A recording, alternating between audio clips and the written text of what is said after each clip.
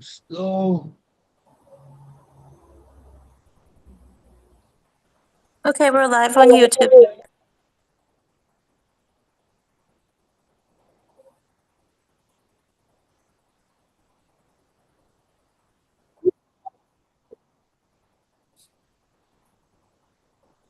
Hi, everyone. Welcome to Poetry and Prose. It is the 29th of September, 2024, and our meeting theme for today is liming. So we're liming for the next 2 hours. Heather is our beautiful host. She's also our chairperson. She also pulled together the meeting. Thank you so much, Heather, for pulling through and helping me out. And with that, I'm going to hand over to you. Welcome everyone to Poetry and Prose. Have a The only great thing is, Gershie, I don't have a schedule, but I'll just I'll make the rounds and hit everybody here. Okay, lovely, lovely, because I didn't get a chance to do one. I'm in the middle of moving for anyone that doesn't know. So Oh my God. right now I'm doing it from my phone, and my laptop, I believe, is at the next apartment. Okay. Well, greetings, everyone. Welcome to our line. I just wanted to have by way of introduction a little thing that I wrote up about liming, what I know about liming. I guess every country in the world, people gather together to socialize and unwind in the spaces between work and sleep. In northern climes, it's harder to do this as the mindset revolves around hurried approach to from going from point A to point B efficiently, especially when it's freezing out. In the warmer climes, people tend to linger and soak up the atmosphere.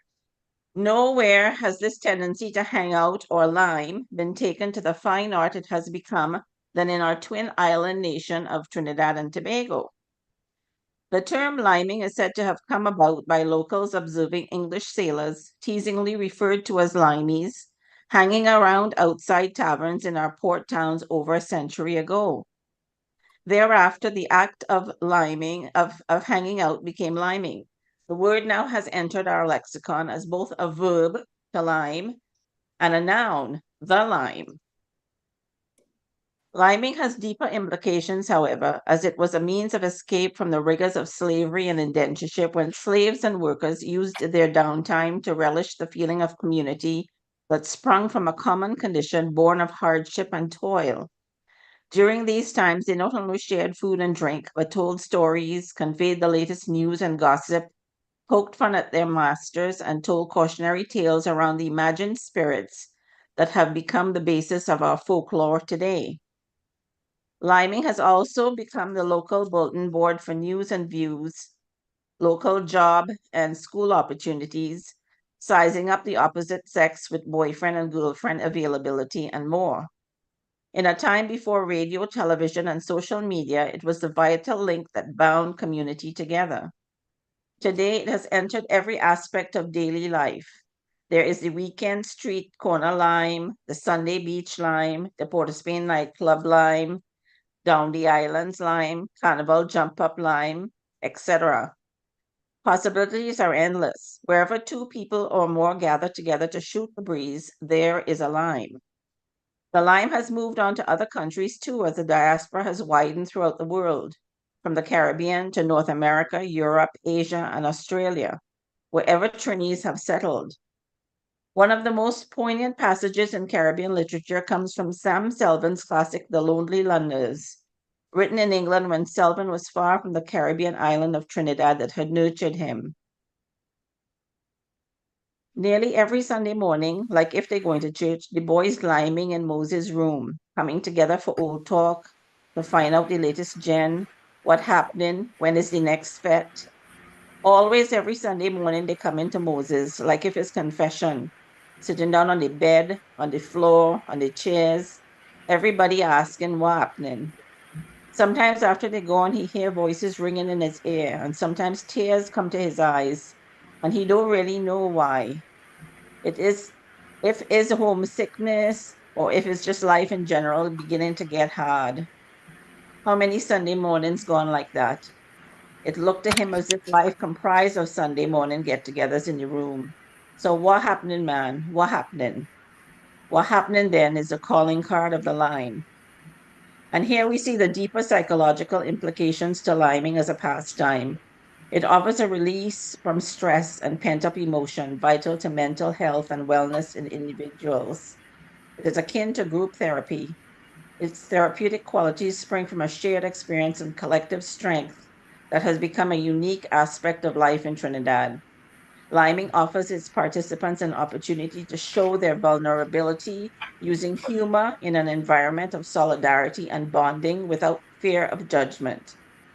As we see in the excerpt from Selvin's work, the regular Sunday morning lime gives the boys the strength to begin a new week, better able to deal with life's realities: rent coming due, racism in London, where to find the next meal, etc.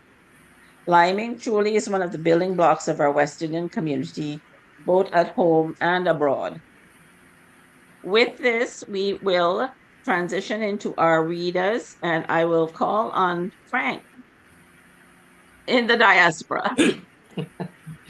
Well, it seems that what I have to read and cover today is could be right out of Samuel Selvon's picture that you just painted. Yes, I knew you were coming up with that. So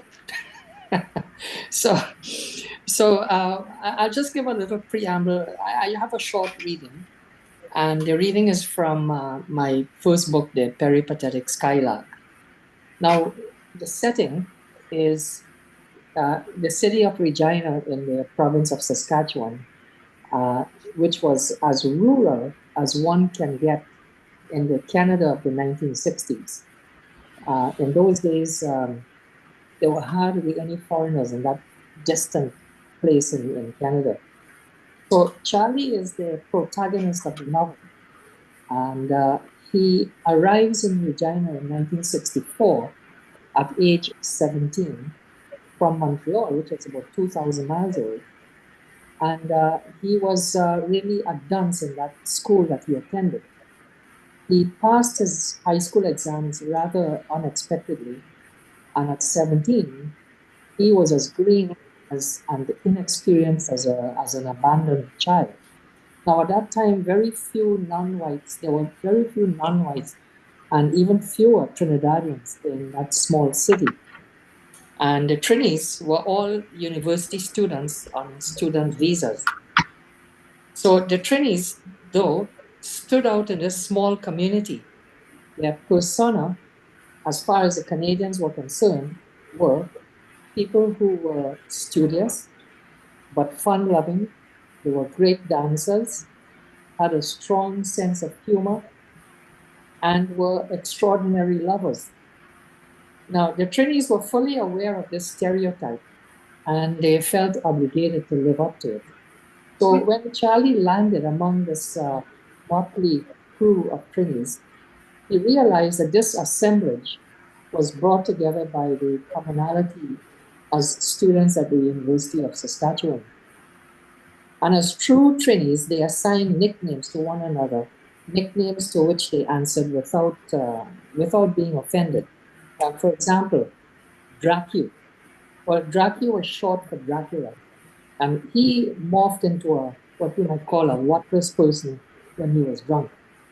And then there was Hawk and Spit. He was an asthmatic, always coughing and spitting. And then there was newspapers. But it's an apt nickname, as you would see in the reading. And then there was Rodney, who had a summer job as a rodman in a surveying crew. And the last one was Eileen. And she was a Canadian girlfriend of one of the Trinis. And she was cross-eyed. So they thought her eye leaned to one side, hence Eileen. So I'll read this very short excerpt. Rodney's was the liming spot for all the Trinidadians and their Canadian friends. Rhonda and Rodney had already consummated their relationship before Dracu returned with the contingent. There were many Canadian boys and even more Canadian girls who frequented this liming spot. Dracula had spotted Charlie as he sauntered onto the front lawn. Remember, Charlie had just recently arrived, so he didn't know anybody. Dracula had rounded up a few younger girls and invited them there to meet Charlie. A crowd of about 4 guys and 9 girls sat on the front porch having lively fun, teasing each other.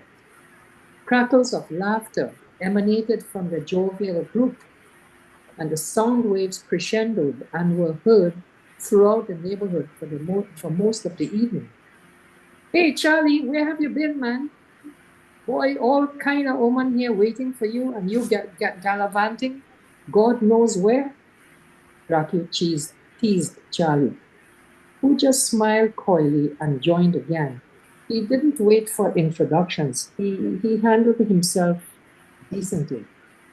As always, Dracula had an ulterior motive behind whatever gesture of generosity he engineered. Everyone knew this, but Dracula's complex moves camouflaged his intentions. He was such a schemer that people gave up on figuring out those moves. They accepted secondary gain as a fact of Dracula's motivation and his involvement in the line. They carried on, fully accepting that his motives would eventually surface and they'll deal with the consequences then. Charlie was happy to meet everyone present. The mise en scène was jovial and inevitably shit talk started. Rodney related an anecdote about a time when Dracula stormed a party given by 3 African students. Dracula had been purposely left out of the list of invitees, which was made up mostly of Trinidadians and some Canadians.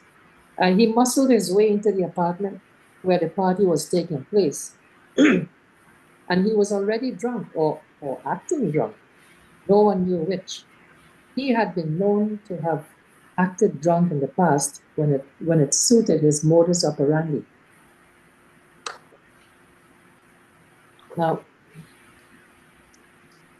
many of the excuse me, many of the Trinidadians at that line appeared to have intimate knowledge of Charlie's academic history, his Dunsey school record, his one and only pass in an examination in Quebec was common knowledge.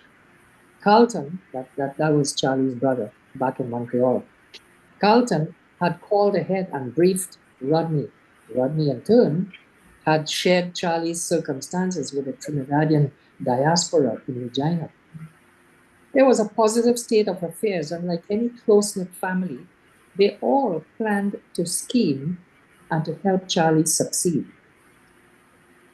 The night was made more pleasant by a warm, gentle breeze, unusual in Regina, where the temperature was always expected to drop after sundown. The group of carefree cronies sat enjoying the line late into the night. There was chatter about every subject: literature, politics, sports, religion, as well as shit talk. Charlie found himself engulfed in conversation with Hawk and Spit, who answered to his nickname without resentment. His name was really Jagdish Sigobin, and he was from Cotas Trace, somewhere in northeast Trinidad. The name was really Cortez, but it was mispronounced for so long that it was bastardized to Cotas Trace, a blunder that might have come right out of the mouth of Mrs. Malaprop. Hawk and Spit explained that he had had asthma since he was a toddler and that he had to clear his throat of post-nasal drip, hence his nickname. Charlie was certainly empathetic. He told Hawk about his dad, Seamus, back in Trinidad. My dad has asthma and he uses a epinephrine spray. He was always hawking and spitting. Once in the 50s, when I was a kid driving to school with him, I was sitting in the back behind the driver's seat. I was about 11 years old. I was sticking my head out of the window to catch the cooling wind as the car sped towards school. My boy, My dad warned me to be careful and keep my head in the car. Boy, if you put your head outside, a truck will lick it away clean. Your head reaching the school before we. They both giggled, but immediately their attention was drawn to another group, Rodney, Dracu, and some others, whose arguments were heating up. They were discussing the caste system in India and its influence on the Indians in Trinidad.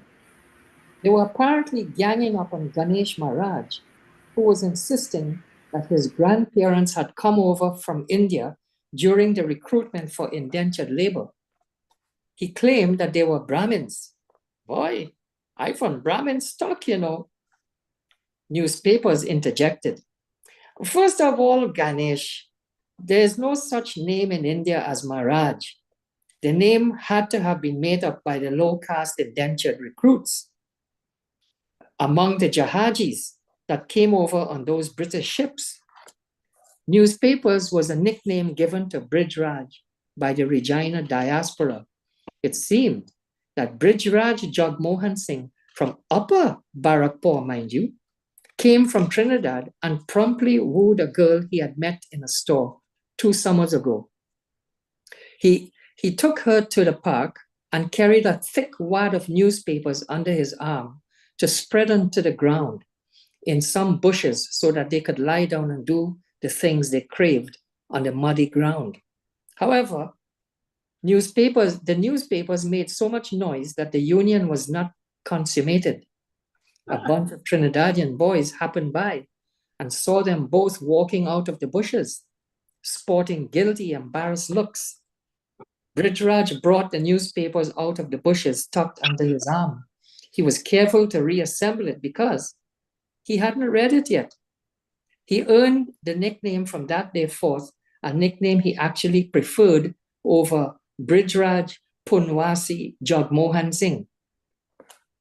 Newspapers continued. Maha means eminent in Hindi and Raj, king. So I read somewhere where there was no surname like that in India. A lot of people in Trinidad claim they're from Brahmin stock.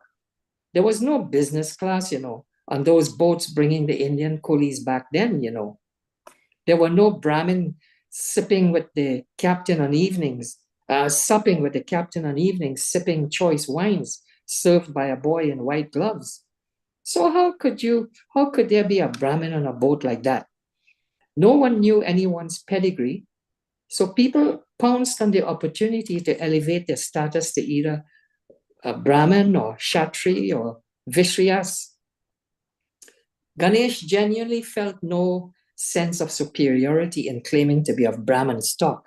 He only mentioned it because his parents made much of that claim in their village. A Maharaj in Trinidad was held in high esteem and was called upon to preside over Hindu festivities. Hawk and Spit jumped into the fray. However, there were many genuine Brahmins on the boats too. They were made poor by the tactics of the British Raj.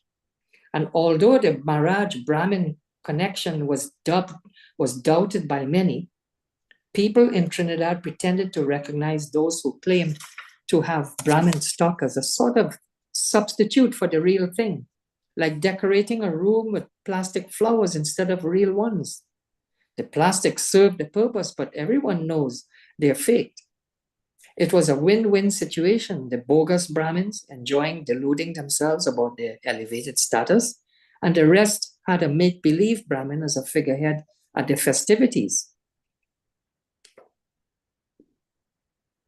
Then Rodney interjected. Professor Brinsley Samaru's famous aphorism aptly refers to these claimants of high caste as Brahmins by boat versus Brahmins by birth. A play on words drives the point home. Ganesh said, "You think I don't know that, eh? I was just repeating what my parents told me about themselves." Osman, who was just sitting quietly taking it all in, said studiously, "Caste in Trinidad isn't really germane to the greater part of the fabric of Indian society that had been there ever since indentureship. I don't know why the Trinidadian Indians can't focus on their achievements as a diaspora that rose from the hellhole of indentureship to the productive and accomplished people they are today. Have you ever noticed that when a Trinidadian Indian becomes wealthy, he's suddenly from Brahmin origin? You ever see a poor Indian in Trinidad claiming to be of Brahmin stock? Rodney said, "Boy, Osman, you just like to use too much a big word. Just say what you want to say now." What I'm saying is simply that caste isn't relevant as a social norm in Trinidad. Only among those who need to be acknowledged as having status. They use their supposed high caste as a defense mechanism, thus relieving themselves of low self-esteem, however wealthy they may be, Osman said, persevering. He was in his final year in psychology and was applying for entrance to medical school. No one commented on his remarks. A nervous silence followed, and he took it as an invitation to continue. You know, when the Muslims trekked from India to Pakistan during partition, no one was the wiser about what status they had enjoyed back in India. Some used this anonymity to elevate the status upon arriving in Pakistan and passed themselves off as gentry from India. Those who suspected the deception said sarcastically, they must have owned cilantro plantations. The joke, of course, being that cilantro grew wildly everywhere in ditches, fields, cracks, and roadways, and on the dirt-covered roofs of houses. Well, the line broke up amicably, and by 1 a.m., all but Dracu had left. Dracu promised to pick up Charlie the next day to show him around. And that's a very short excerpt. Thank you so much, Frank. Wonderful. Lots of humor there. Yeah, and about 50% of that was actually true. Mm-hmm. And that's basically how we were back in the early 60s and in that small town, as you call it, in the back of beyond. Behind God back. Behind God back. Yeah. Yes. Well, it goes to show how we've brought our habits, here to Canada or in the diaspora. We brought living here, but it's just a term that people aren't really used to, really, as yet. Yeah. Any other comments? Harold must have a thing or two to say. Oh, yes. Well, you're talking about caste and all of that. I just saw an interview with Morgan Freeman, the very fine actor, and they were talking about his background. And he said that the one thing that he said was that people keep calling him an African American. And he says, I disallow that phrase because he says, I am not African and I've never been to Africa. He says, yes, I'm a black man, but I'm not African. He says, I'm just American. Yeah, I saw that interview as well. It was well done. Yeah. Very interesting stuff. So Helen, do you have any Trinis you can line with up there in Seattle? I do. I went many years without. If anyone comes to Seattle, we have Pam's restaurant. Pam is from Warrenville and has a wonderful Trini restaurant here in town. And I just recently discovered two girls I was in high school with at Bishop's living in the area. And then I have endless cousins up in BC. Well, Helen, those Bishop's girls are everywhere, Everywhere, like salt. Yeah. I heard everything. I heard about an Indian girl who went to Bishop's. I can't remember her name. And she wasn't in our time, but she's a doctor in Dubai, of all places. Mm-hmm. So you are everywhere. Hey, Cynthia? When I lived in Seattle, I don't know if it's still there, I hope it is, there was a beautiful steel band that played outside Nordstrom's. Every lunchtime, you'd find them out there for about an hour. I don't know if they're still there, but they were wonderful. So I they don't play every lunchtime for sure, but I caught one Christmas Huh. right in the depths of the darkness that is Seattle in December. Yeah. I was headed home from work, going for the bus, and there was an older guy with a solo tenor pan playing a Christmas carol. You know, not Frosty the Snowman. He was playing a Christmas carol on his pan outside Nordstrom. And I stood up and listened to him. I almost cried. I gave him a hug. It was so great. There was quite an active steel band at one time, but I think that, the old people died out or gave it up, and so there's only little remnants now. Yeah. Well, when I was up there, the steel band outside Nordstrom's, I was about a half a dozen guys, but they were all young white guys, Oh, and they were wonderful. They really knew how to oh, play band. Yeah.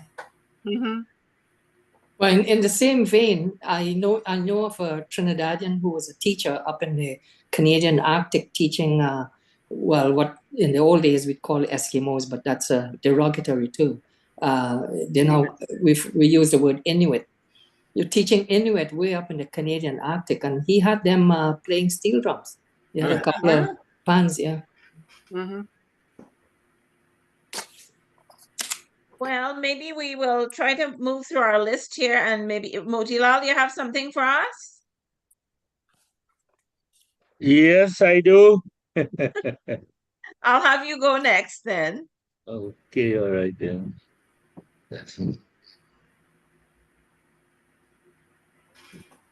Okay, just a minute, huh? Lynn, do you have anything that you're going to share with us? I just didn't know if to put you on the list for reading. Sorry, me? Yeah. Yes, very, very short. Okay, that's great. Well, I'll have you go after Motilal then. Thank you. Okay. And I have something too, Heather. Okay, that's great. Super. Okay, are you hearing me, everybody? Yes. Yep. Yep. Okay, well, my piece is called "You Feel This Is a Republic," and this is the type of story I would normally tell in a rum shop line. For those who know what is a rum shop line. Anyway, here goes. When I was 13, I wanted to leave school. I was attending ModSec in San Fernando. My mother, who was the village seamstress, also ran a sewing class at home, where the girls who had left primary school and did not pass common entrance and whose parents could not afford to send them to private high school came to learn to sew. I wanted to line with the girls and made all kind of excuses not to go to school. My belly hurting, my back hurting, my knee hurting. One day, my mother took out an old machine strap and gave me 5 across the back, saying, "You want to stay home? You feel this is a republic?" Well, I grew up associating the word republic with bad and whimsical behavior. A funny thing about Republic Day in Trinidad, which became a republic on August 1st, 1976. Yet the event is celebrated as a public holiday on September 24th. Next thing you know, they might want to move Christmas holiday, like Maduro do in Venezuela. I mean to say, if they could cancel Republic holiday during the years from 1999 to 2001 to make way for Baptist Liberation Day, them could do anything. It's not that I don't like Baptist Liberation Day. I love it. I like all holidays. Days to stay home and get pay. And if you work, it's double time. Well, who ain't gonna like that? And then in 2001, they bring back Republic Day and they also kept the Baptist Liberation Day. Although I find them moving like this is a republic, I like this. The more holidays, the better.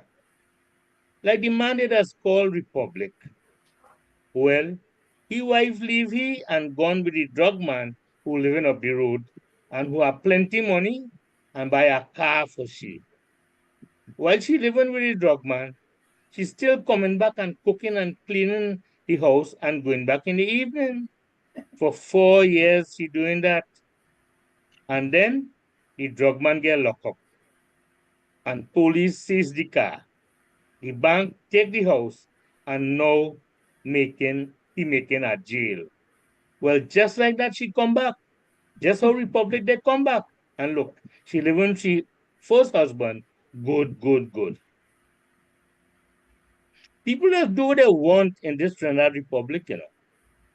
Like one day a president get up and decide that Republic they don't have enough activity.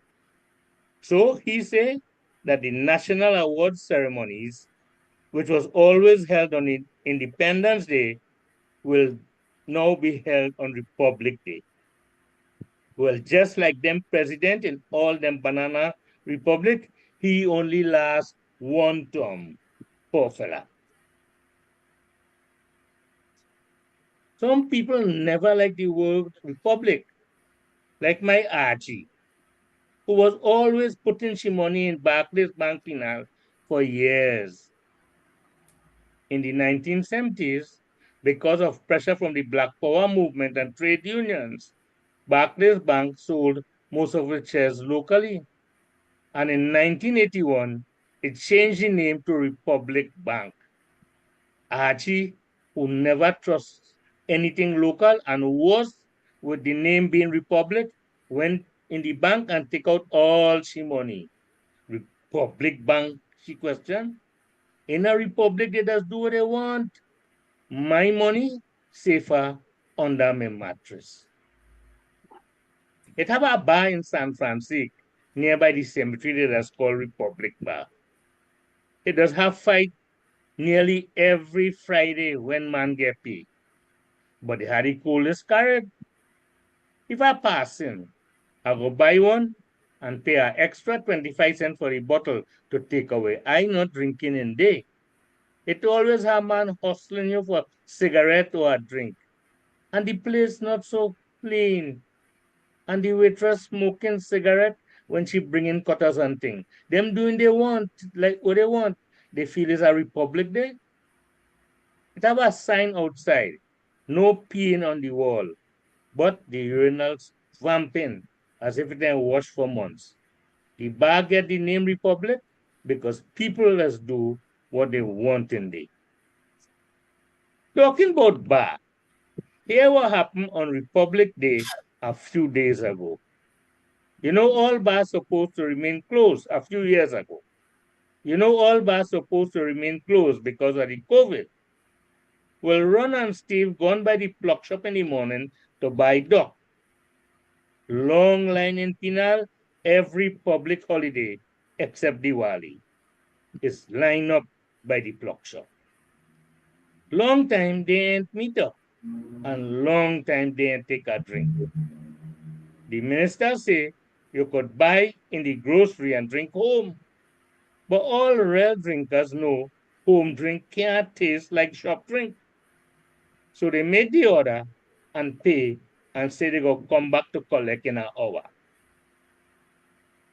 They leave their car and walk inside Voodoo Trace to the rum shop, which was closed. Well, Steve gave a long whistle. A man peeped out from behind the galvanized gate and seen Steve open the gate. Inside was about 12 men around a few tables with drink and punching and carib and white oak. They look at Steve and Ron and they put their finger on their lips. Just as Ron and Steve knock the glass and Ron say, boy, it's a long time we ain't take one. A long whistle again. The barman opened the gate slight. A gun barrel poke in and 5 police follow. Lock up. No mass. More than 5 people assembling, selling and drinking alcohol and all kind of thing. too much man to fit in the van to go to the police station. So some get ticket and some get charged. By the time Ron and Steve reached back by the plug shop, it closed. Well, the wife quarreling, and she had to make Damadol choke her to go with the dal and rice. No duck that day. It good for all you. All you should have get locked up. All you feel these are republic. Look, in this hard time, all pride and nationalism that people used to feel about independence and republic, they're gone. Man just trying to survive without work and ain't had time for that. Now it's time to feed your family as best as you can. And now the Prime Minister say more hard time coming. I hope you had a good Republic holiday and thank you. Very good, Motilal. Yeah. That was very entertaining. I could see the scenes on the set there. I wonder if I could get away with that with my husband here in the house. If I say, well, you know, this is a republic, I could do what I want. But I understand you doing that already. I actually What's wrong there? good afternoon, everyone. I actually like the fact that it's really like a rum shop. In a rum shop, you just go from one topic to the other. You don't really stick to one thing, and it just flow from one. And that is exactly what would have come out here with Mutilal, given this story here. You know, you talk about one thing and then you jump to another. Really rum shop talk. Really, really good Rum shop piece. talk. Really good piece. Really good piece. Well, now I will. Any other comments? I'm still laughing. You know one thing I said in Pinal, anytime it's a public holiday, is long line by the clock shop, except when it's Diwali. Okay. Well, since Helen has a small piece, she said I'll have her go next. All right. Thank you, Heather. Okay. Liming. Sunday morning in Port of Spain. Daddy and I were headed for Maracas with hubby Bill on his first trip to Trinidad. Mother was going to a meeting of the Orchid Society. Do you have any orchids in bloom to display? I asked. No, she replied. I'm just going for the lime. Okay, see you later. Much later, Bill asked, did your mother find the limes she needed? And that's how Bill learned the difference between a lime and a lime. Mother didn't go to the orchid meeting for the limes that have fruit. We had them growing in the backyard, on the tree in the backyard. Little yellow-green bursting with zingy juice. No, Mother went for the get-together after the formal meeting.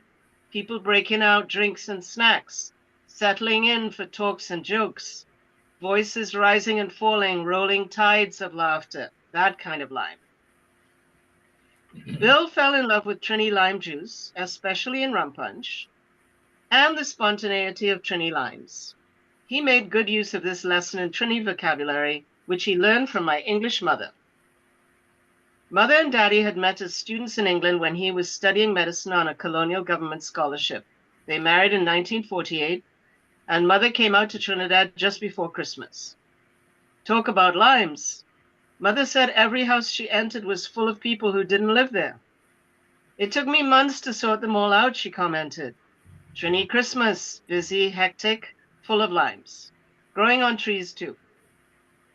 My mother was a white-skinned, blue-eyed English woman who lived in Trinidad for almost 60 years. She never picked up a Trini accent, not even a hint of the lilt, but she definitely acquired the vocabulary. Limes, limes, and more. That's it. Yeah. Very nice. Thank you, Helen. You know, I remember your mom so well at Bishop's. And I liked your little accent there, you know. I'm just going for the line. That was what threw you off, because she had this English voice, you know. And she used Trini words. True. But that's kind of like Harold. Harold doesn't really have a Trini accent, Harold. No. If I try and sound like a Trini, I make an ass of myself. Yeah. Bill Uh, tries sometimes and he sounds like it's someone pretending to be a Jamaican. Yeah. Yeah. Wilt. well, my wife and I just celebrated a 52nd wedding anniversary, and she's Canadian. And hanging around so many West Indians, both here in Jamaica, Barbados, and so on, she would use words like us, but not the accent. I mean, just yesterday she said something I made was so abzocky, that she. So she would use the words, but not. She didn't. She doesn't seem to have acquired the accent. Well, my husband's favorite word is mama guy, but it doesn't have the same twang that the Trinis say it with, so I can appreciate that. I like Mama Guy. I ran into a good friend yesterday at the Long Circular, and we were talking, and he asked how I was doing, and I says, "Well, I like where I am because I can look out my window," and I says, "And I become a real Mako." Mako, people in them.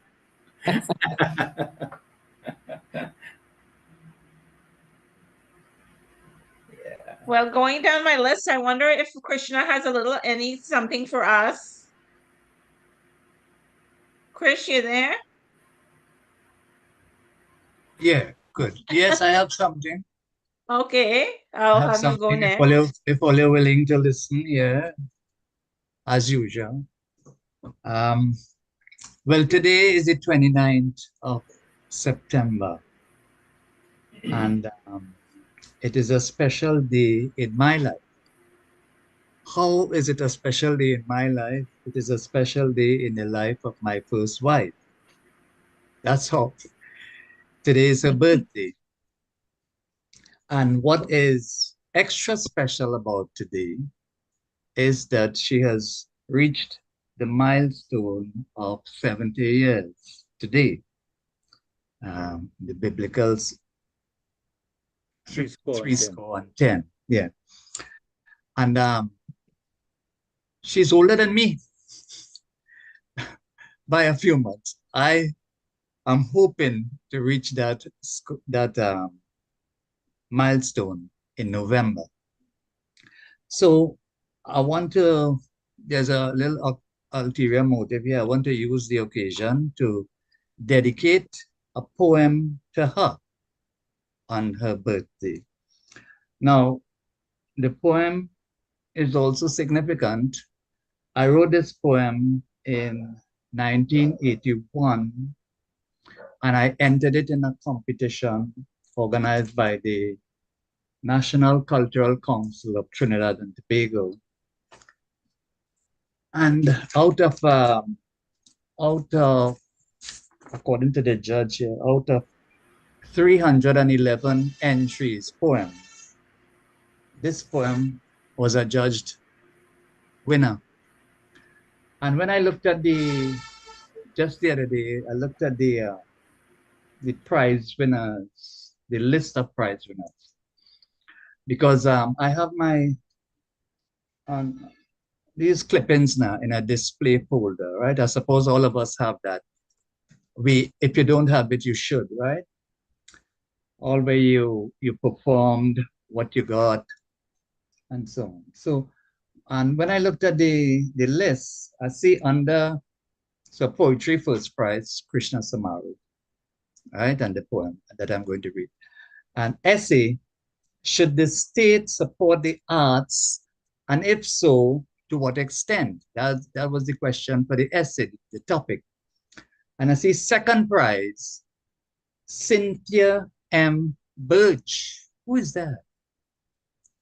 Cynthia M. Birch. Cynthia?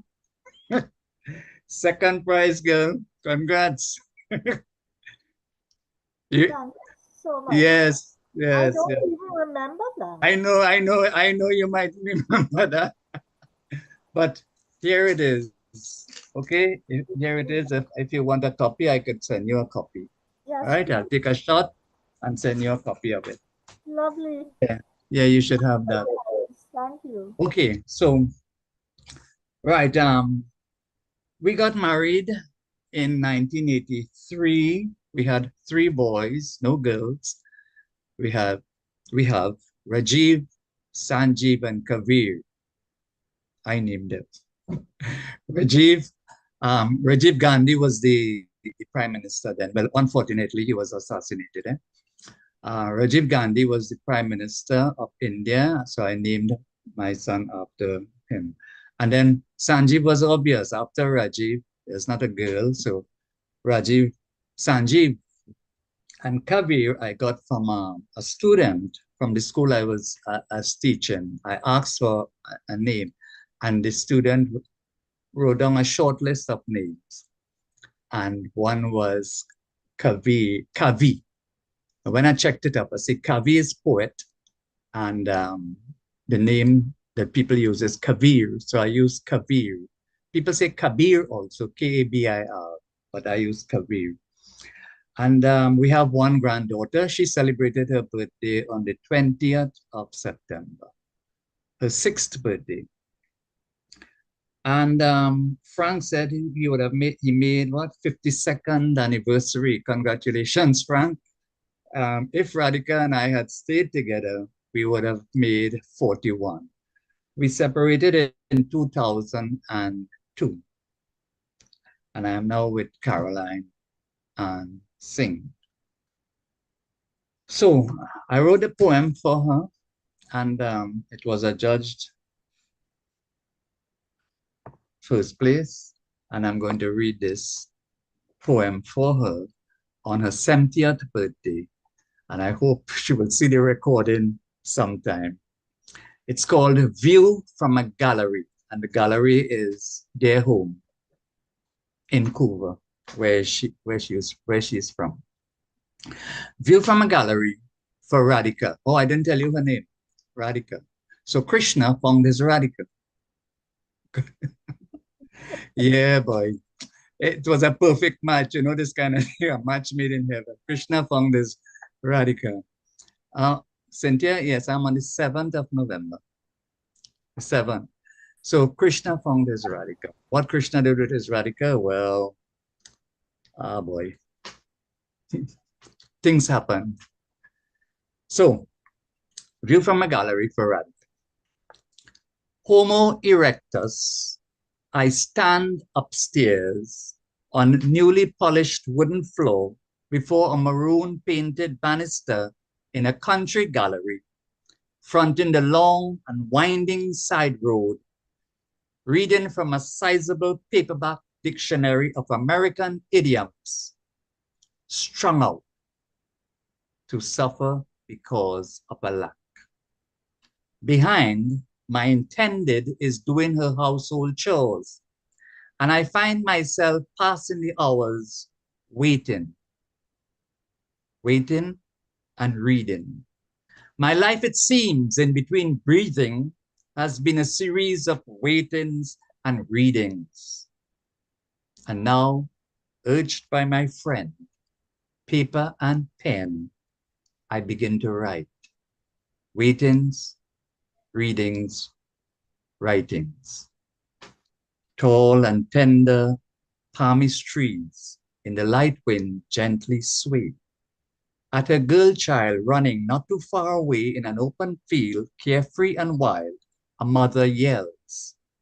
My eyes probe deeply into the book I now firmly hold. Behind, soft piano notes across the room waft. An aged man before me, his aged way crookedly inches across a dirt track. It leads from one person's yard into another's back. Within thick grayish clouds, like a child, the sun plays hide and seek. A lean woman, 3 daughters in tow, a box cart of goods and a gas cylinder, stoically wheels.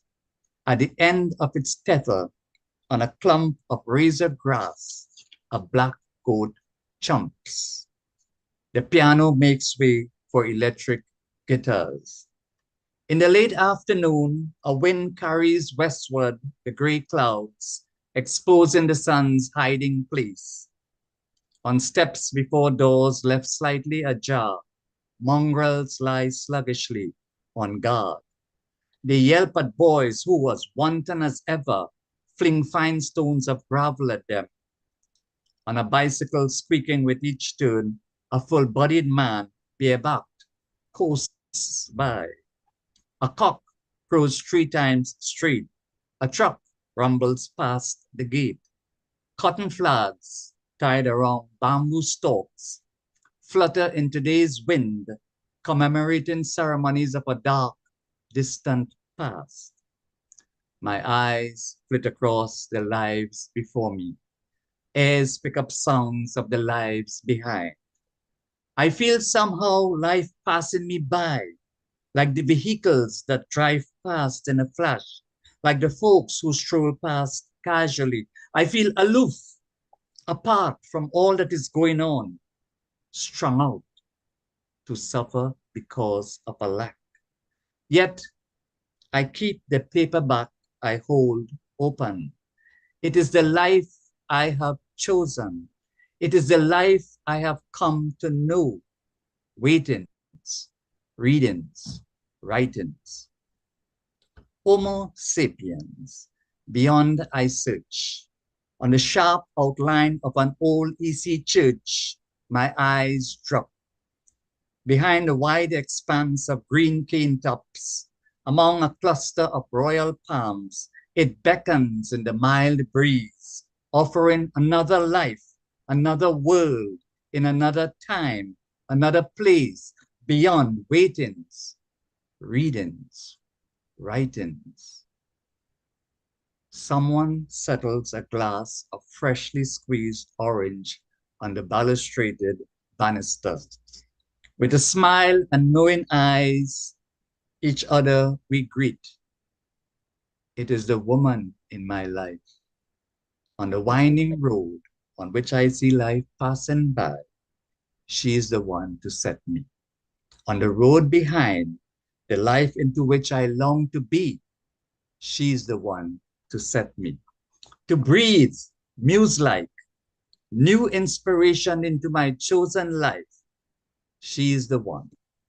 She is the one who can wing me beyond waitings, readings, writings. Thank you, Radhika Ramdahal Samaru. Thank you all for listening.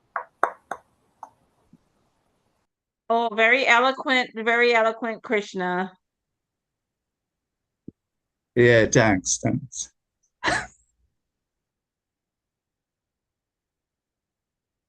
Comments, anybody? Oh, Lord. I certainly like the description of the times. You know, for somebody who grew up in that era, I think that Krishna did an excellent job with the description and the build up to the poem. And then when he started to talk about that glass of orange juice, that brings back a lot of memories to me. And I nearly started to cry, but that's another story for another time.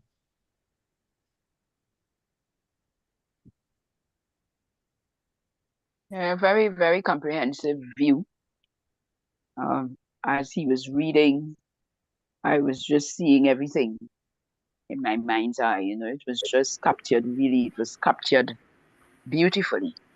So that you get a sense of exactly what was taking place. Yeah, I really enjoyed it. Thank you. Thank you.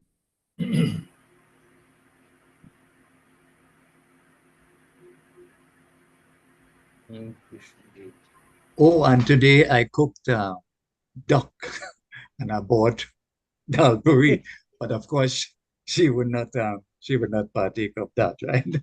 But just in her honor to remember. Well, Krishna, I hate to say this, but it sounds like you're carrying a little flame still, You want to get me in trouble? You, I think you could get you yourself know, in trouble. and in in the text, in the Hindu text, Radhika was Radhika was Lord Krishna's first love. But eventually he married to somebody named Rukmini. So I Oh, just thought I would throw that in. Oh God, no, this is what I want to say. You say nothing I say was already. All right, I hear you. I hear you, as the people say today. I hear you. yeah. All right, Krish. They say Well, I just got all fire stick can catch, right? You treasure the time, you treasure the moments. Um, you cannot erase. You cannot erase what was. What was. Right. Well, You could try. you're You could talking try to a to, but believer here. huh? I say you are talking to a believer, Yeah. We're preaching to the converted. preaching to the converted, all of that. Well, Cynthia, I'm going to let you go next with your piece. All right, thank you. Okay. Well, I'm usually prosaic, but it will intertwine with what has gone before. I won't give my little definition because you have set the tone perfectly. I had just said liming periods when friends meet up with no specific goal in mind, but to enjoy each other's company and old talk. At various phases and stages in my long life, glimpses of liming rise up in my memory. The most vivid and invigorating occasions were in the early years of marriage to Ernest Birch. Ernest had a staunch group of friends, some from boyhood, others from student days, both at secondary school and university. During the early years of our marriage, one or two of his cronies in particular would frequent our home on a Saturday morning for old talk, jokes, and a few drinks. Generally, liming in Trinidad includes these components, and there are often discussions of a serious nature too. That is one of my main takeaways from those mornings spent in idle banter over a few drinks. Those were mornings of relaxation after the work week, but also times to mull over weightier matters, local trends and occurrences, but also world affairs. Lyman at the beach also stands out in my mind. In those years, we could foregather at any time, day or night, especially on moonlight nights, with no fear of being attacked. What glorious times we had, and this would apply to the cross section of Trinidadians. Recently, I have taken my liming a step further. Having lived virtually alone for 3 decades, I have perfected the solo line. This may seem to be a contradiction in terms, but for holiday times such as Carnival, Independence and Republic Days, Boxing Day and New Year's Day, I enjoy deliberately stocking up on a few snacks and the drink of my choice, usually rum and ginger, and relaxing totally. I lime quite happily alone. So that's my little piece. Thank you. Thank you, Cynthia. That's an important lesson, how to be alone with yourself and be content. Yes, indeed. Yes. I like that. I like that. People have asked me if I'm not lonely, and I really have to tell them that I love music so much. I keep the TV on whatever is important, BBC, CNN, whatever is happening. Republic Day, well, we had a lot about Trinidad, and I really cannot tell you that I've ever been alone because I have so many former pupils, so many friends.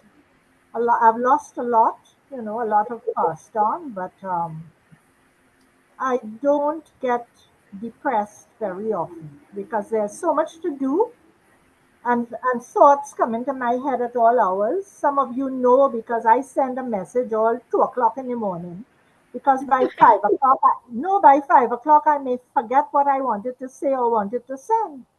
So I have to apologize if I wake up anybody. But I was reading something today and it talked about when the brain works and things come to you, sometimes at 2 or 3 in the morning, and I get up and make a note so I won't forget when it's 5 or 6 o'clock. I Anyway, do that Lyman, too. Yeah, I yes, do that too. I think Yeah. Lyman has probably saved the sanity of a lot of us in Trinidad. Because if we didn't have that outlet, I don't really know how we would survive. Thank you. Very, very true. Yeah. Well, Harold, you're gonna go up next, I guess, All with right. your piece. I'm Yeah, ready. All right. good. You Yeah, hear me okay? Yes. yeah. All right. Well, this is Liming in Santa Barbara, California, where I lived and worked for a number of years and did a lot of theater there. This is a little thing called Crystal's Theory of Dance. I have a theory, Crystal shouted over Barry Manilow's Copacabana. Laughing, we shouted back, "What?" Not really caring about theories. We were at a discotheque called The Lanes, so named because it shared the space with a bowling alley. And it was a Friday night when we co workers and friends met to relax after a week of work. Not to bowl, but to dance and share a few more than a few beers. Pointing a well manicured scarlet nailed index finger at the dancers on the floor, Crystal screamed, "Look, my theory in action!"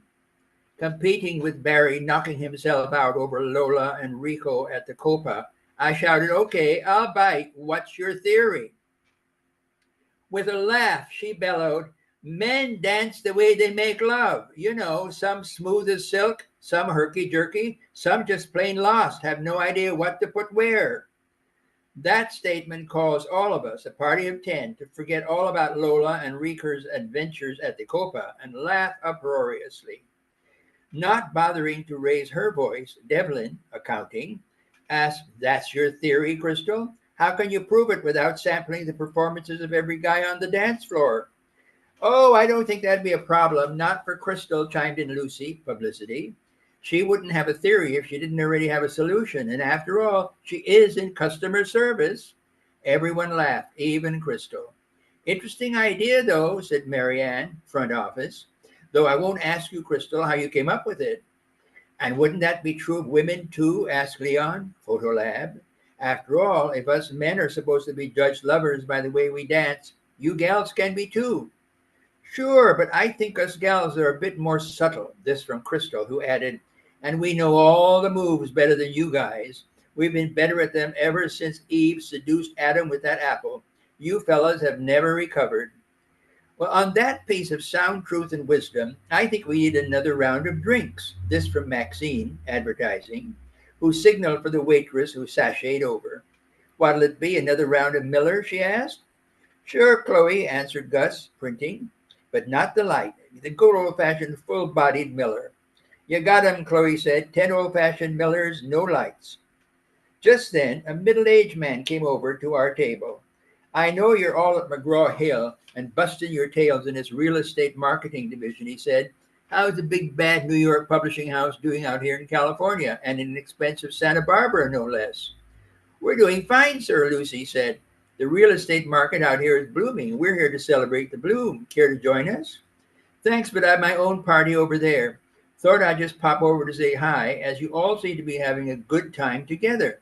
Unusual, I'd say, for co-workers who often after work want nothing to do with each other.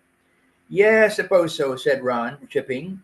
But it's a small operation, so we're kind of like family. And all of us are local. The company's not sent anyone here from New York to oversee us. And here we are celebrating another good week, said Gus, raising his glass of Miller. But I've not seen any of you on the dance floor, said the man. You're at a disco and you're not dancing. Oh, we were, said Maxine, but we've just had a good laugh at something Crystal here said about how men dance. And I think it's put us off a bit. Put you off? And what did she say, if I might ask? So, to satisfy his curiosity, Crystal told him her theory exactly as she had told it to us, after which there was a moment's silence at the table, notwithstanding the Bee Gees staying alive on the sound system, until the man burst into laughter. Oh, that is too much, he chortled gleefully. I got to tell my friends. And off he went to regale the people at his table, all of which burst into laughter. The people at the table next to his wanted to know what was so funny. So they were told, with laughter following. The domino effect of shared laughter continued from table to table until the entire disco resounded with repeated bits of Crystal theory and laughter so raucous that it quite drowned out ABBA's Dancing Queen. And this effect continued onto the dance floor, with couples amidst their laughter calling out, "What do you think? Want to try this in bed, babe? Come on, give me some of your herky jerky. Yeah, yeah, smooth, smooth as silk." "Oh, God, I've started a plague," shouted Crystal, but even she laughed. "Come on, Maxine, let's get up and boogie," Gus said. "Tell me if you think I'd be smooth as silk or a herky jerky lover."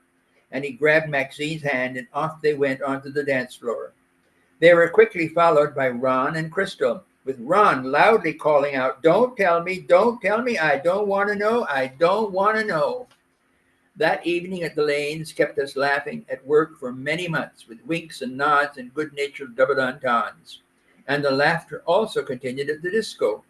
For when we were there on our Friday nights, Crystal's theory became a deliriously bawdy part of the evening's entertainment, as we looked at men dancing, and women too, and made our judgment about their sex lives. Were they smooth lovers, the herky-jerky variety, or plain lost? Puns were popular too, with many of us enjoying them. One, after a ribald conversation about hemorrhoids, no subject was off limits. Someone who shall be forever unnamed told us of the Italian word for preparation H, innuendo. And on that closing note, I will end this brief anecdote about Crystal's theory of dance and the laughter it inspired. And that's it. Very fun. Excellent. So where did this take place, Harold? Did you say that you were in the States? Yes, this is in Santa Barbara, California. Oh, okay. That's known as the Riviera because it's about 120 miles north of Los Angeles. It's a very expensive community because it's on the ocean, but it's also a very literate and theatrical community. I did a lot of my acting there. Yeah. That's where I also raised my son. But the place was absolutely quite delightful. And when I met there with friends on a Friday night, it was absolutely incredible. You talk about liming. Oh my God, we went wild. Well, I guess that just goes to show that liming exists everywhere. Oh, yes. Oh, yes. So is this going to be part of a bigger work that you're doing? No, I remembered this because this actually happened. It's a true incident. I remembered it the other day when Gersha mentioned liming, and I said, "Oh my God, that reminded me of Crystal when we all went to the Lanes." And she came out with really this theory about, I have this theory about how men dance. And of course, we laughed about that. Now I'm still laughing about it, because how can you possibly tell? Yeah. So I'm just wondering, Alicia, you joined us a few minutes late, but did you have a piece for us to read? Or to read for us, I should say. Not sure if she's... Actually, I do. Okay, that's good. But it's something very short, though. I would have gotten it, I think, it was from off a site. I don't remember the site, but it really was about the origins of this whole liming, where the word would have come from.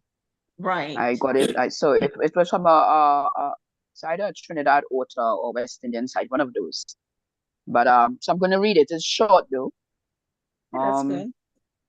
A group of students who were lounging under a tree and appeared to be engaged in idle conversation were approached by the principal and asked why they were not in their classrooms. Their excuse was that they were out because they were liming. Liming was their commonly used term for the act of painting the lower portion of tree trunks. It was white and done both for aesthetics appeal and as a form of protection for the trees. Many of the trees around the college were painted this way, as still can be witnessed even up to today. Liming was itself a shortened form of the word lime washing, which gets its name from its main ingredient, lime or limestone, its chemical name, calcium carbonate. So having been spared any disciplinary action for their explanation, the tale soon spread among the students that the students were liming and the principal did nothing. The word liming thus took on its new meaning, and with time it spread beyond the boundaries of the college, becoming a colloquial term in the Trinidad dialect. So ended. That's nice.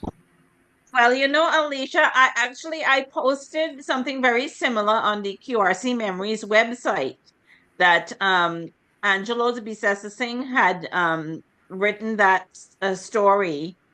And so that's an alternative to the Englishman Limeys liming story that I said in my introduction.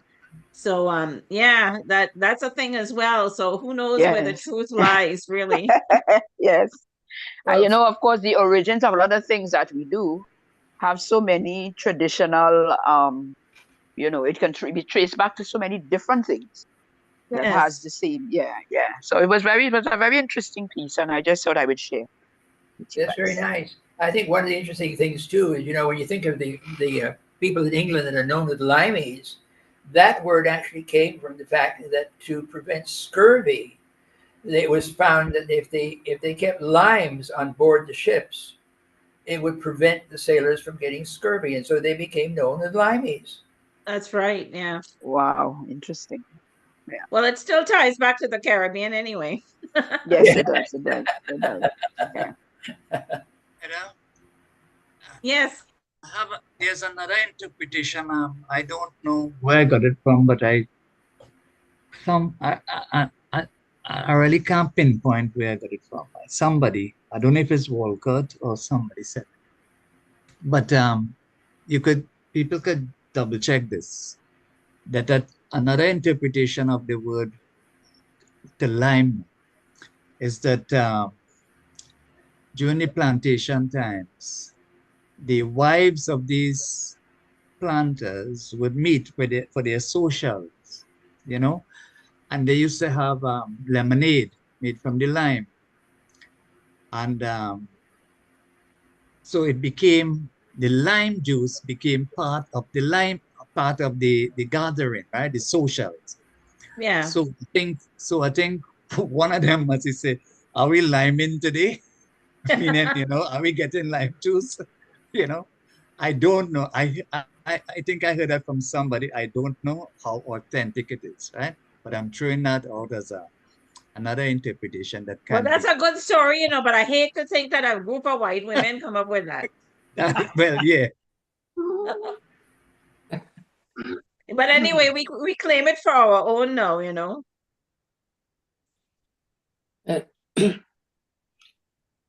Yes, I understand. In response to Harold's, I forgot how we put it, how men make love and so on. It reminds me of a friendly. According to how they dance. Yes. It reminds me of a friendly argument I had this week on the golf course. This young guy was with us, And I forgot what we were discussing, but I said, you know, you're young, you don't have anything upstairs. And he looked at me and said, you know, you're old, you don't have anything downstairs. Oh, he would know. There was no comeback to that. Yes, yes. Oh my Oh my word, yes. Frank, God. Yes, as yes. he That was a witty comeback. That was a witty comeback. Yeah. Frank, as the TV ad used to say, ask your doctor about Viagra. Yeah. I think I'll You have know, to do it's the term from the joke. It's not the snow on the roof, it's the heat in the basement. Yes. a similar theme, yeah. Yeah. But you know, Oh, Frank, here's another one. Here's a comeback for him. Next time you see him, just tell him, you know, that dry up pepper's still hot, you know. Yes. Oh, good. I gotta write that down. Use that in your next story. You know, the other day, Cynthia posted something about age, and I said most of us here we have gray hair, and we are, and Vishnu talked about turning 70. You know, I'm 77, and I said the other day I was feeling stiff all over, and I went to my own doctor, and his diagnosis was early onset rigor mortis. Oh. He said, you're an old guy, you're gonna feel stiff. But Hannah, isn't your doctor your former student? He used to be, yes. Yeah. He's getting you back. Yeah. Well, I'll be 86 in 3 months, ladies and gentlemen. Oh my gosh. So I'm still going strong. I'm still writing and still doing a lot of other things. You know, to go back to what Cynthia was saying, I can't imagine anybody being lonely or boring. I've never been bored in my entire life because I think as a writer and as an actor too, it's impossible to be bored. It really is. You have too much on your mind, too much to do. You know, whether you're by yourself or with other people. No, it's a good thing, Cynthia. Yeah, you know, you have to learn at an early age to enjoy life, whether you're with other people or with yourself. Yeah. I didn't have to learn because I don't like to tell people this because they don't believe me, but I was right. But I know it is true because when I was 2 years old, we were living in Tobago. By the time I was three, yes, by the time I was three, Daddy then was transferred to St. Lucia. But from Tobago in those days, the war days, the blimps would pass overhead and we would have to douse the lights, whatever lights we had then, because we're talking 1942 to 43, 1943 to 1944. But I was writing in crabby handwriting. I was writing my letters to my aunts in Trinidad, my mother's sisters. So I know for sure how young I was. So if I couldn't pronounce a word, I would run some part of the house. I was reading something and ask my mother or my father, how do you pronounce this or what it means and so on. And another true story is that Daddy was stationed in San Fernando when I was about 9. So of course there were books on bookshelves. And I picked up a book and I was reading it. And then one day my mother said, "But Cynthia, that book is too grown up for you." The book was Gone with the Wind. And I was about 9. So mommy was taking it away from me. I said, "But mommy, I'm nearly finished. I would like to know how the story ends." So she gave it back to me. Later in life, when when we got Ladybird books and things like that, well, they got. I, I never really had the advantage of Ladybird or anything like that. I was reading Gone with the Wind and then Pollyanna and those things. The William books. I don't know a thing about Ladybird. I don't know if anybody's realized it. There's a line in the book of Gone with the Wind, Margaret Mitchell's book. It's not in the movie. I really wish it was in this great movie. But in the book, close to the end, Rhett Butler is in his 40s then. Scarlett is only 28, because the book starts when she's only a teenager, right? And he says to her in the book, he says, Scarlett, he says, all I want is rest and peace. And he says, but you're not a restful woman. And I thought, oh my God, how I wish that line had been in the film. I just thought it absolutely wonderful. My dear, you're not a restful woman.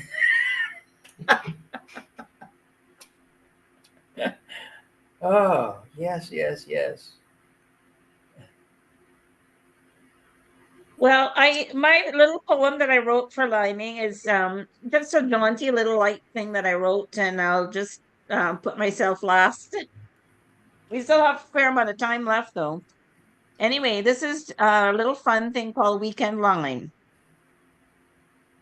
Come and join the lime, na man. Look, Roscoe going and play the pan. Bring a rum and Coca-Cola. Make sure it's enough for all ya. We playing card and shooting breeze. We dress to kill with style to please. Them girl and them bound to hang around. But we playing cool, no fooling around. We on the corner till late night. It's just we fellas, we tight. When weekend gone and work week start, the lineman done. It's time to part. A little old talk, booze and tunes make life taste sweet, sweet, sweet. See all you next time, eh? Same time, same line, same street. The end. Oh, that's lovely. That is really lovely. Nice. So I read it It for captures Jerry. the line. I sent it to Jerry Barrow, and he laughed and he said, "Well, he knew my daddy was a strict principal, so he said, well, how you could put yourself in the place of a man lying on a street late at night?" And he pick out this stanza.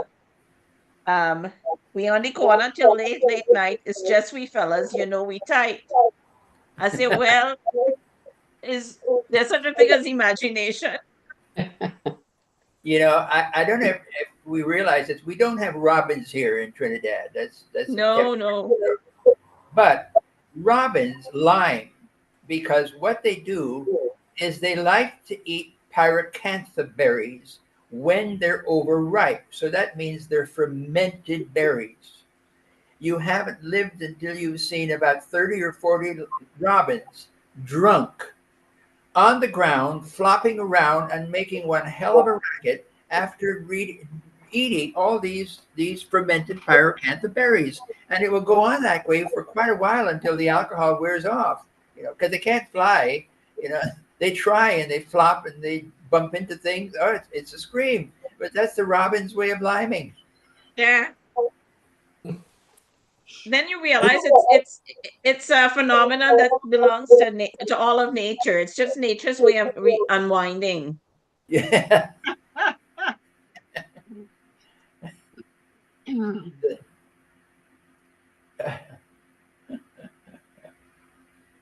So I guess we've run through all of our readers. So we can visit and talk and chat. Actually, I'd like to hear some.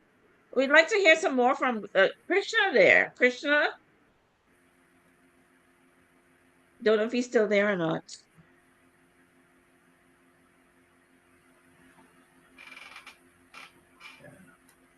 Yes, I'm here. Yes.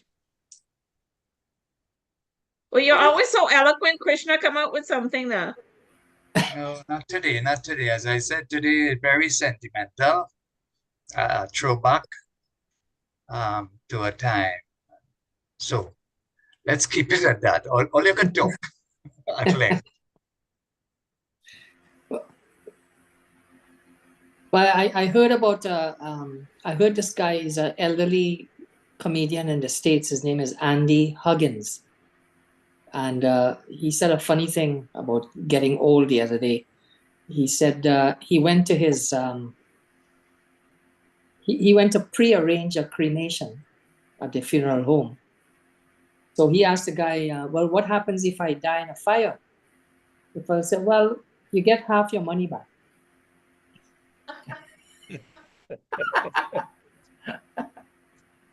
Yeah, well, Yeah, right. Now, one of the things that I just recently discovered on YouTube, which everybody can take a look at, and I highly recommend it.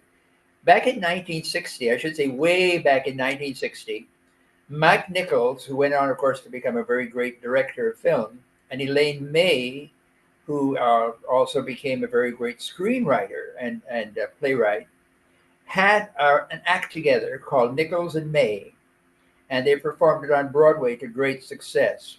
There's a 30-minute clip of it on YouTube that I highly recommend everybody go and take a look at. You will split your side laughing. One of the great skits that they do is, as he put it, on adultery, which he says, you know, it's coming back. And he does, the two of them do three scenes, short scenes, each in a hotel lobby. The first scene is between two Americans who are consumed with guilt. The second scene is a British couple who are very prim and proper. And the third scene are the two French people who are absolutely overjoyed to be there. And in the midst of all of their hullabaloo, she says, or he says to her, he says, but what about George? And she says, George, you mean my husband? He says, yes, George. And she says, oh, she says, I'm sorry. She says, George couldn't make it today. And he says, well, he said, we have the room. We might as well go up. She says, yes, it will. And he says, yes, we might as well go up. But you know, it won't be the same without George.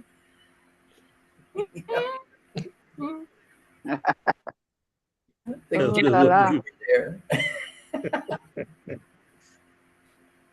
oh, yes. that's a good one. Oh, Lord. Yeah, Nichols and May, they were wonderful. Wonderful together and, of course, apart as well. Well, you know, Heather, sometimes they say that the shorter the line, the better. Because sometimes when the line goes too long, especially a rum shop line, it tends to lead to arguments and fight and all that. So, and then they say the line gets sour. So, if we have to be short today, I think the short line was a sweet line.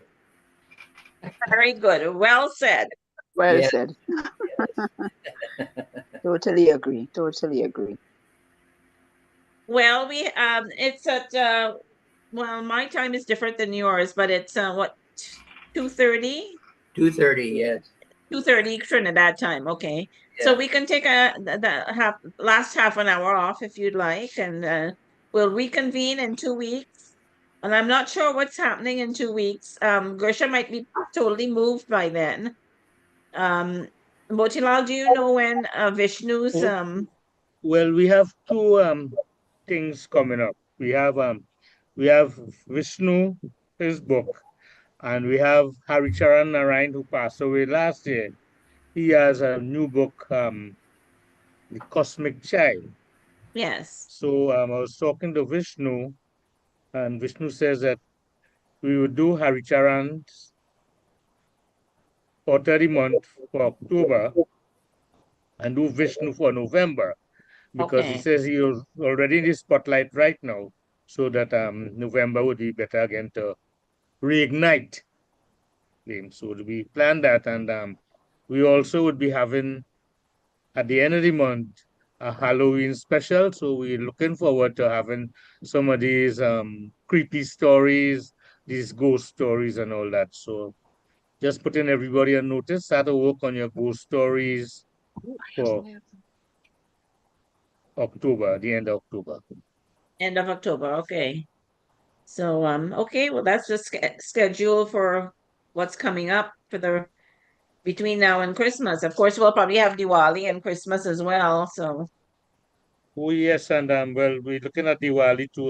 Yes, I think we'd have to do a Diwali special, but we could always fit in another week between there after. I had to consult my wife to find out when is Diwali. It's the 31st. It's the same day as Halloween at this year, actually. All right, all Yeah, right. and so it was declared. It was declared the 31st. October 31st is Diwali. It's a Thursday. Thank you, Alicia. Yeah. Yeah. You know, Okay. teachers will know all the holidays, right? Mhm. Oh, Yeah, I see. Maybe speaking if I was still working, I would have known that Yes, of that's a course. triple time day. Of It's course, right of on course. my calendar on the computer desk. Yes. So that's Yeah. it. yeah. 31st. Yeah. There's an interesting thing in the great David Lean movie, A Passage to India, which took place during the British Raj. The story, very great film. But there's a scene in it of Diwali.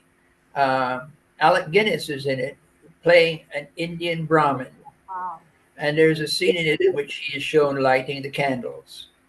And if you don't know what Diwali is, you really, when you look at the film, you think, oh, that's a really sweet scene, but you don't know the significance of it. And once you really realize the significance, you think, oh my God, the scene really means a great deal more than what it is just shown. You know, you see the significance behind it.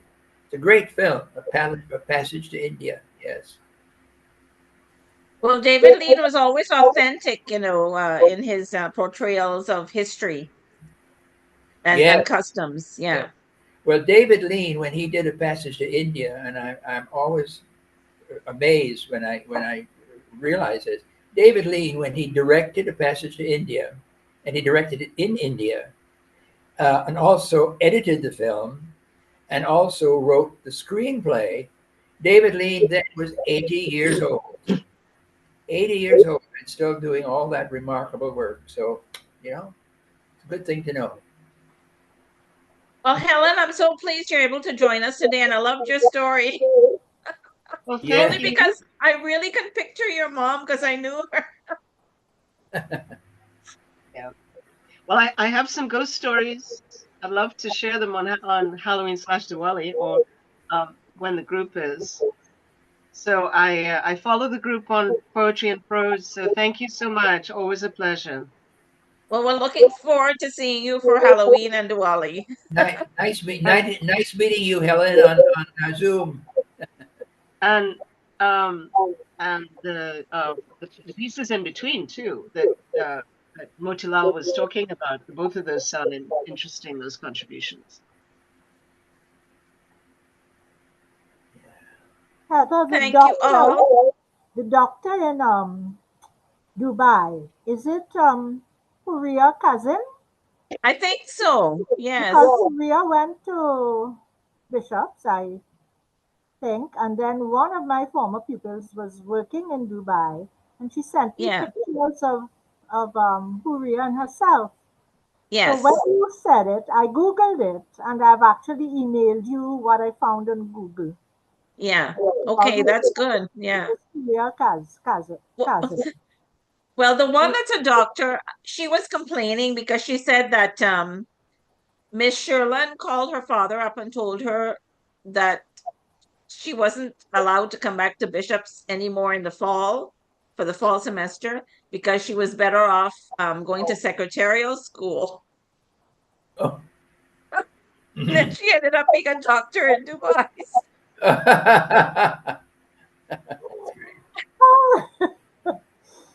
So there you go. There must there must be a bunch of cousins who are doctors. There's one Kazim from Trinidad. He's now in Dubai, named Musa Kazim. He went to medical school with me, and he's an orthopedic surgeon there. And his brother is a urologist, I think, in Qatar, and they're all Kazim. I think they all came from Dubai, but some of them grew up in Trinidad and Barbados. Mhm. Well, sometimes we're late bloomers, so maybe you know, she blossomed after she went on.